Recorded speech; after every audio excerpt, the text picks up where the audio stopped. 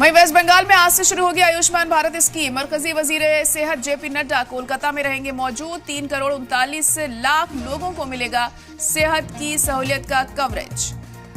तो वेस्ट बंगाल से इस वक्त की अहम खबर आपको बता दें कि आज से यहां पर शुरू होने जा रही है आयुष्मान भारत स्कीम। मरकजी वजीर सेहत जेपी नड्डा कोलकाता में मौजूद रहेंगे। आज 3 करोड़ 39 लाख लोगों को सेहत की सहूलियत का कवरेज आज मिलने जा रहा है।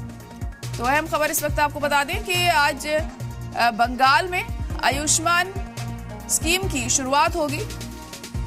मरकजी वजीर सेहत जेपी नड्डा इस दौरान मौजूद रहेंगे और कोलकाता में आज वो मौजूद रहने वाले हैं। 3 करोड़ 39 लाख लोगों को सेहत की सहूलियत का कवरेज आज मिलेगा।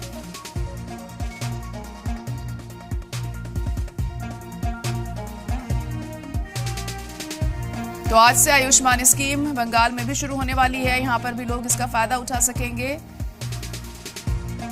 और उसी के मद्देनजर जेपी नड्डा आज बंगाल में मौजूद रहेंगे।